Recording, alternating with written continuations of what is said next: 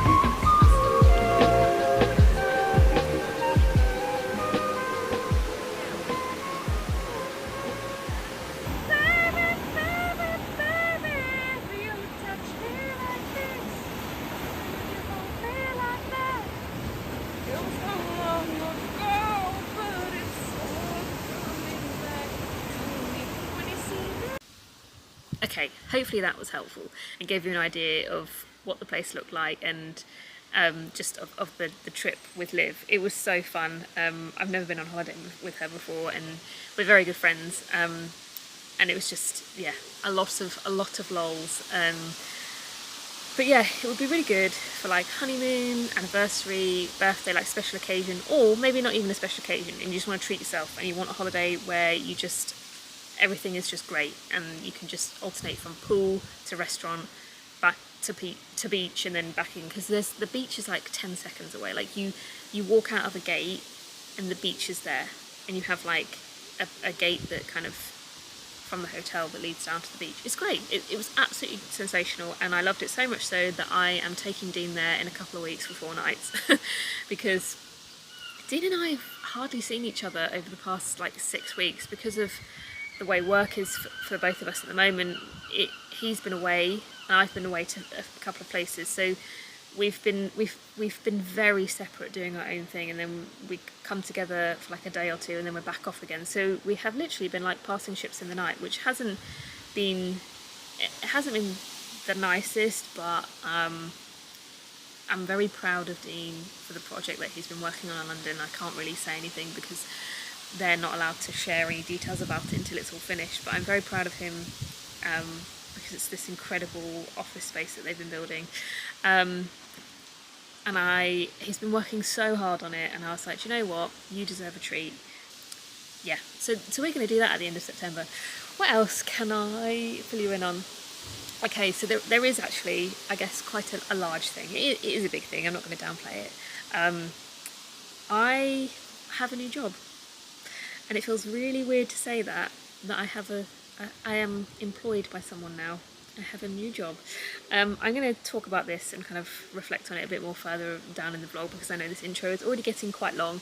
But yes, I got myself a new job. I've been self-employed for about 4 years, and I remember when I went self-employed and finally like started to love it, I was like, I'm never going to be employed ever again. Like, I'm going to be self-employed for life. How could I ever be employed by someone again? Completely gone back on my word, but I am so excited about trying something new, and this kind of like new chapter for me. There's quite a few different changes that I'm making towards the end of this year, which will be slowly revealed, and I just feel so good about it. I'm going to be working at a gallery where I live, and it's my friend's gallery, so I feel like I'm just, I don't know, I feel so good about it. I feel so good about joining this team of like amazing people, and I can't wait for just like other new people that I'm going to meet along the way, and just like learning new skills and having new experiences through this job, and just like, it's just a whole new world. And I in my heart, I have known that this is something that I need to do, because I've been doing this kind of like influencer thing for 7 years now, and kind of since, I guess, COVID and like all those lockdowns, and having a lot of time to kind of reflect, and just like things on the internet changing quite a lot, I have known that this line of work that I'm in doesn't quite sit with me morally anymore, and I want to try something new. So yeah, I'm so excited. Like, I can't wait. I cannot wait. But yeah, I'll talk about it a little bit more later on in the vlog, and I won't bore you too much right now. Right, I feel like we are edging closer and closer to that very awkward stage of the year where it's quite difficult to get dressed, you know. Summer's on its way out, autumn's not quite here, so everything feels a bit confusing and awkward, and often I end up just sweating my arse off. I always get it wrong. I think it's because I like prematurely bring my coats and my knitwear out before they're even needed. So I thought in this week's vlog I'll just document a few outfits to really document the failings of my getting dressed throughout this kind of transitioning phase. Like, it says it's like 23 degrees out there, but I don't really know if it's going to be like a really muggy and high pressure 23 degrees or like a breezy 23 degrees. Anyway, as always, I'm a vision of colour today. I'm wearing a full black outfit with gold accents. So from top to bottom, do you know what, actually, what I will say about this time of year It can be kind of fun in terms of styling because you have this like sweet spot where for like a few weeks those weird pairings of like coat and sandals or like knitwear and shorts kind of make sense, but it doesn't last long. So I kind of enjoyed that part of this time of year, but otherwise it's I'm a mess basically. So vintage Hermes cashmere tank top. This is from, no sorry, it's not cashmere, it's wool. This is from a vintage shop in Paris called Pre-Clothes, but they also have an online store which I'll link below. Celine clasp bag, which doesn't get enough wear. I need to wear this more often. It sits in its dust bag too much because I'm too precious about it and I need to stop it. I'm very good at looking after my bags, even when I wear them loads, so I don't know why I don't have confidence in myself to protect this while it's out and about. Yeah, I need to wear it more. It's such a beautiful bag. And then Saint the store belt, just a really classic black leather belt with a gold buckle. Jewellery, I'm not wearing earrings today, which is very unlike me. I've always got at least like a gold hoop in, but I actually think this outfit doesn't really need an earring because I've got all these little bits of gold, and then I've got 2 rings, this dainty little kind of like organic looking band from Monica Veneda, which has a small stone in, and then this badass ring, this big chunky thing. This is part of the Kate Young collaboration. It's so cool. Like, it's not something I've ever really tried before, but I love the black onyx stone in the middle. I think against the gold and with the sort of other bits and pieces going on, it just looks really cool. So that is jewellery, and then on the bottom half, I'm just going to lower the camera, I'm wearing cords, and this is where I could be setting myself up to fail and I might overheat today. These are from the Garment, proper wide leg cords. They are a little bit too long, so I've had to turn them up, but when they're unturned, they are the perfect length for a mid-heel, so I don't quite want to commit to getting them permanently tailored just yet because I don't want to restrict myself, so I'm just turning them up for now. Heartbreakingly, I don't know if these are going into production. So Sophia sent me these while I was in Copenhagen to wear. They're a sample, and then when I looked on the website, I can't see them anywhere, and they're not even in the coming soon section. So I'm going to message her and find out if they're actually being made, because they're so beautiful. And even on a short frame like me, I actually think they're really quite flattering and leg lengthening. And I can easily sort of wear them high-waisted and have that sort of like really long leg look, or I can wear them slightly lower and go for that more sort of like slouchy, relaxed look.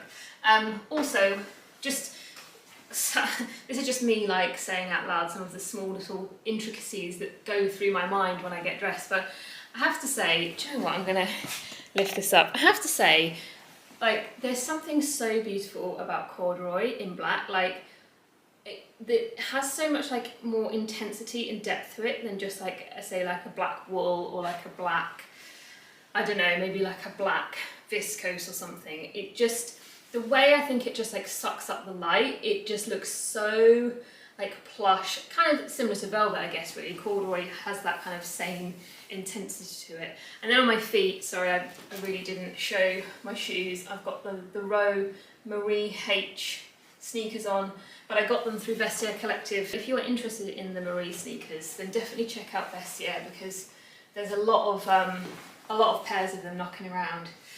Right, that is my look. Let's go overheat. Right, today's forecast is 20 degrees with a chance of rain. I don't think it's actually going to rain. I think they're just saying that now because I don't actually think the weather people know what the weather's doing. And I think 20 degrees and rain is just a cop-out so that they cover most bases. Anyway, I'm wearing exactly the same thing I wore on the bottom half the other day, you know, when I had the cords on and my Marie sneakers on, but I've changed the top because I think the wool vest, even though it was a vest, it was kind of warm. So I've gone for a cotton shirt now in hopes that actually this will be a more sensible solution.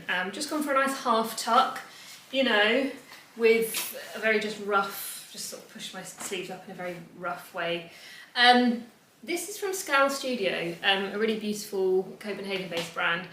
A small mundane musing just about this shirt, because I find these things kind of interesting, and I like clothes and I like the small intricacies that I notice when I get dressed.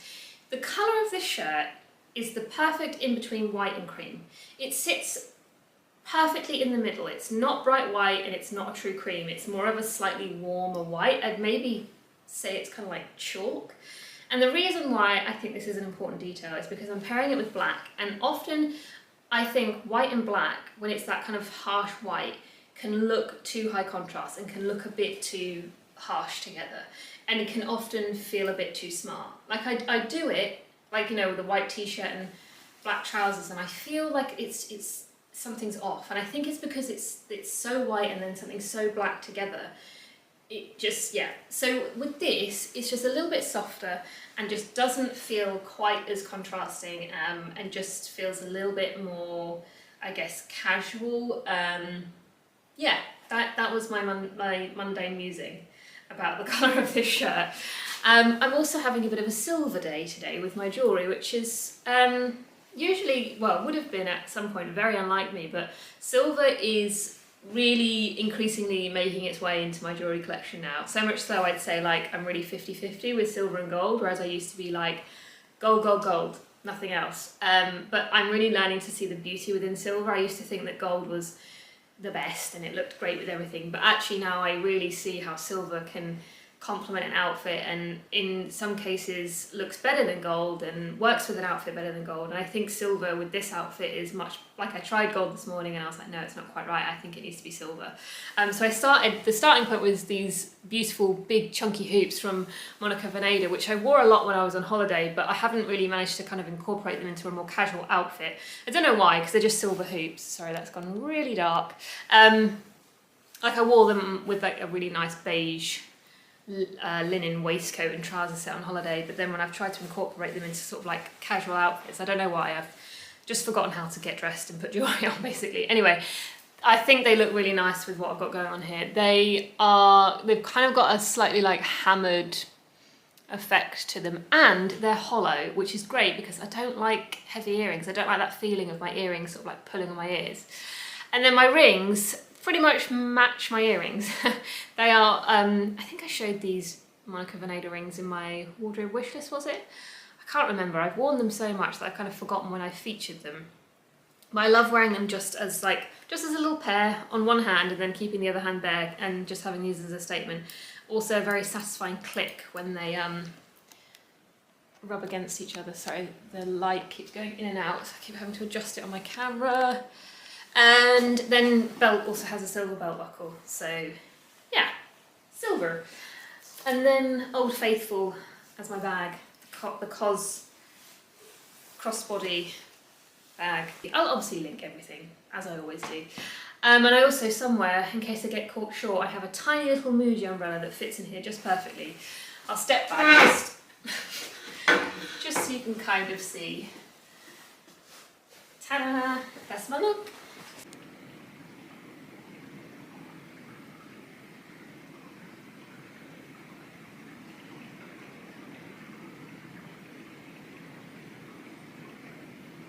Instead of every movement being dictated by the story, sometimes people will just sit for a moment, or they will sigh, or look in a running stream, not to advance the story, but only give the sense of time and place and who they are.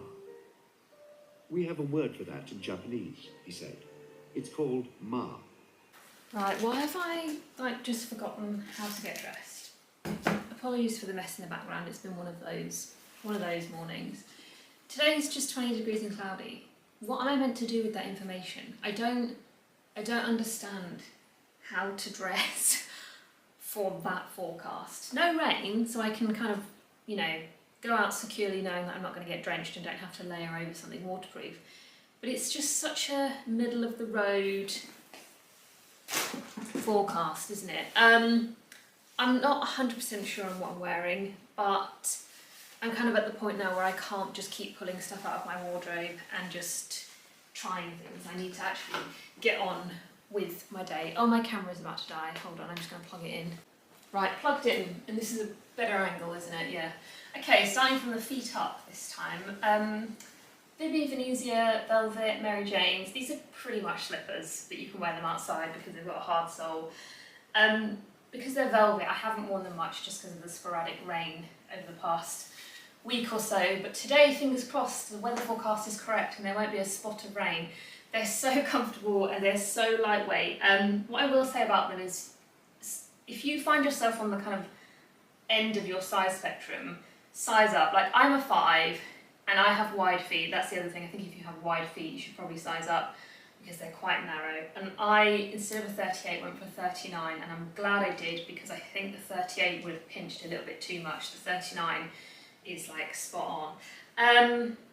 And I got them through Louisa Via Roma, but I would probably recommend checking the VB Venezia website at this point, because I've checked this morning on Louisa Via Roma to see what's available, and they seem to be selling through a lot of sizes quite quickly, whereas on the VB Venezia website they seem like fully stocked in all sizes and colours. So that's them. Trousers are Homme Plissé. So when I got the, sorry, itchy nose.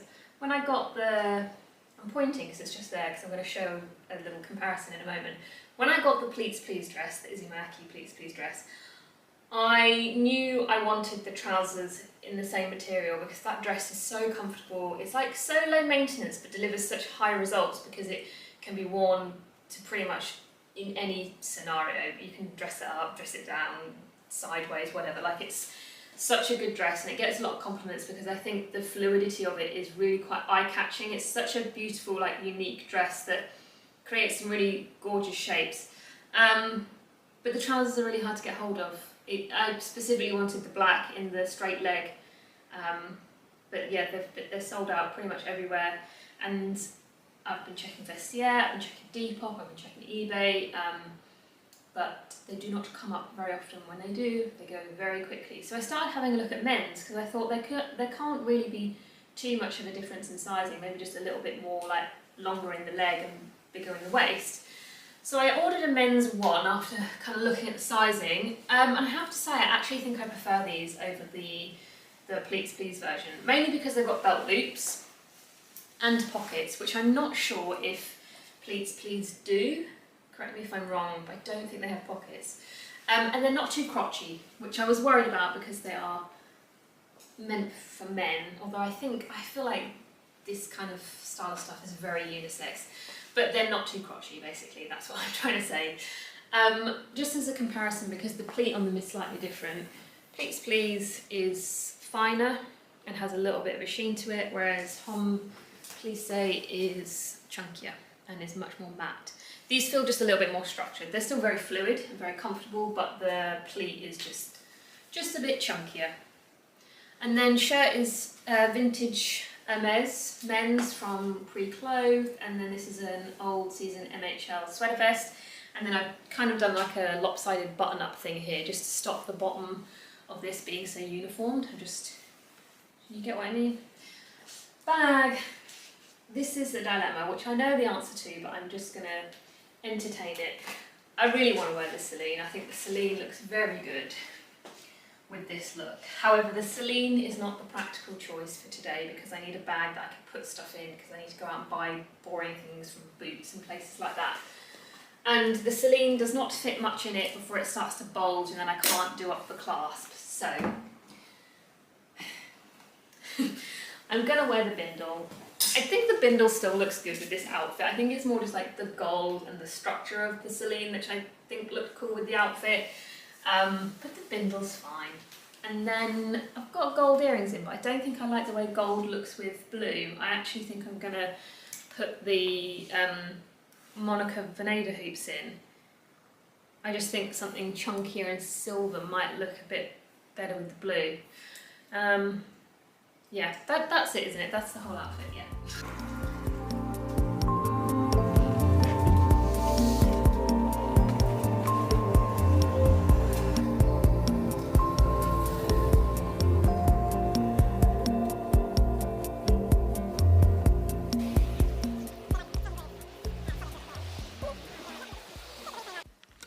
I can confirm today's look works because I've already been out and I didn't overheat, so I feel very proud of myself for accomplishing this, especially because it's 18 degrees and sunny, another very difficult forecast to dress for. So from top to bottom, I am wearing this cropped navy chunky knit from a South Korean brand called Boohee. They sent it to me last winter, so I'm not sure if this is a style that they still do, but it's super cropped and then the sleeves are kind of exaggerated in length. So I really like the kind of play with the balance of the silhouette. And then I'm wearing like a low-waisted kind of straight pencil skirt, but because this is so cropped, there is a lot of middle on show. So underneath I'm wearing one of those thin merino wool long sleeve tops from COS, sort of semi-transparent, you can kind of just see through it. Really good for putting underneath things and using it as a base layer. And then I'm wearing this, I'll put the camera down actually so you can see, a skirt, which I think is great for this type of weather. From Ray, it's navy, it's thick, it's wool, it's got a slit on the front. Can you see that? Maybe if I need to, that might be a bit better. Yeah, slit on the front. I went up a size than I normally would. I think I've got this in a 10 as opposed to like an 8 that I'd normally wear in Ray, because I wanted it to sit a little bit lower on the hips.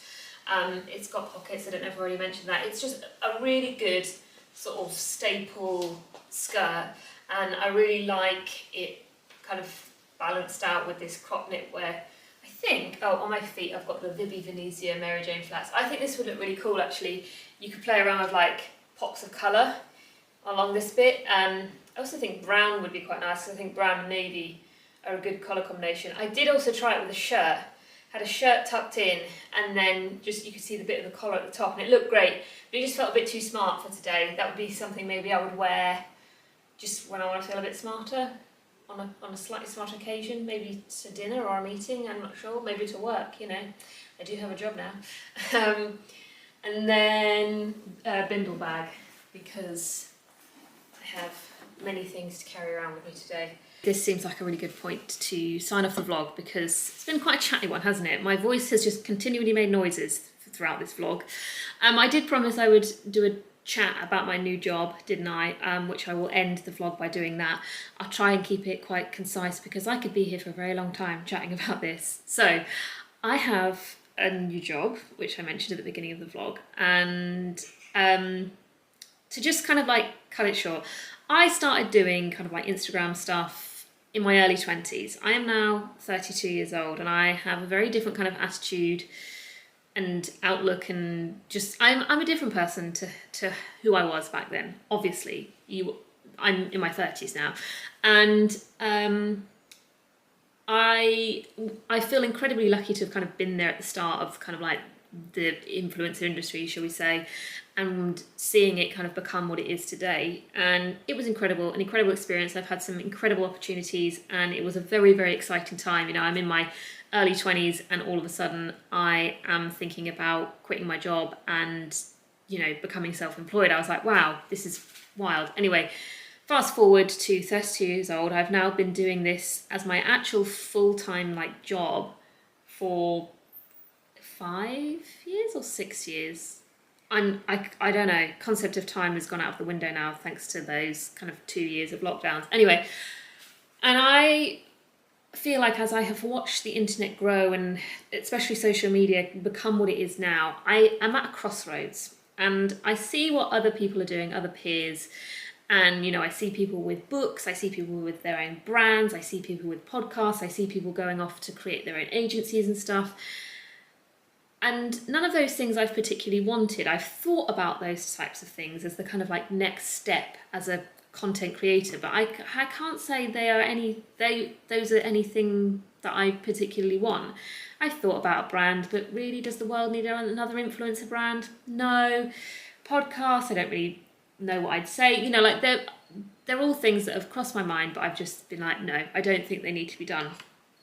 And with the speed at which social media is now, kind of like with TikTok and all these other apps, at this crossroads, I feel like I have it's kind of two options. The first one is, oh my God, my camera's gonna die.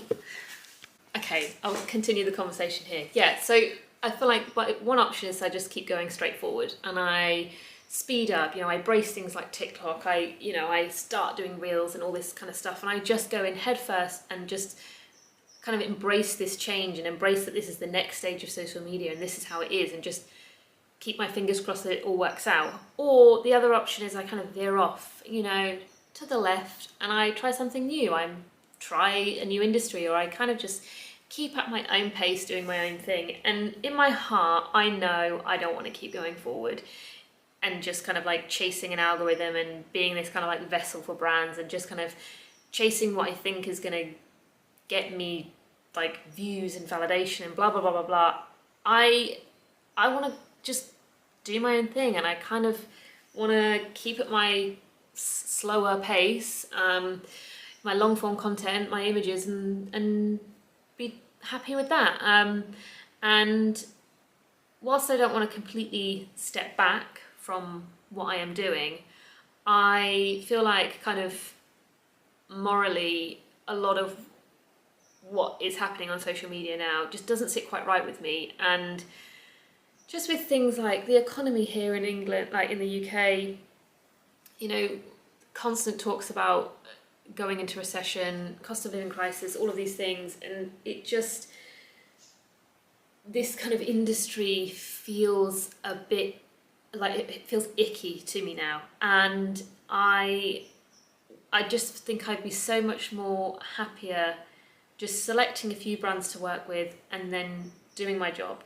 And so that is my plan. My plan is that I will have this job in a different industry, and I can go and do that, and then just create the content that feels more organic to me and work with the brands that I continue, you know, the ones that I normally work with, and just do that. That sounds all right, doesn't it? That sounds like a nice way to kind of go into the next phase. This is my next phase. My next phase isn't joining TikTok, and it isn't like making loads of reels and, you know, all that kind of stuff. I think my phase is just getting a job, doing that, and just continuing to kind of do these things. And whilst I'm not completely, you know, removing myself from Instagram, YouTube, or this whole industry, this is the first step back, I think. This is the first step back and kind of pivoting towards something else and just seeing where it goes, I think. So do not fear. This isn't me like being like, I am not going to be an influencer anymore. Like, you know, I'm still going to be doing stuff, but I just hope that it will allow me, it will just like free me up a bit more, and I can just kind of get my kind of organic kind of mojo and motivation back, and just the, you know what I'm trying to say. So hopefully that just kind of gives you a little bit, like in a nutshell, that is why I've decided to get a new job. And I cannot tell you how excited I am. I cannot wait. Just everyone's great. I can walk to work, sit in my office, do my work, be surrounded by like really good people, and then come home, and I'm just so excited for this next phase. I just cannot wait. So yeah, hopefully that makes all sense and seems perfectly reasonable, doesn't it?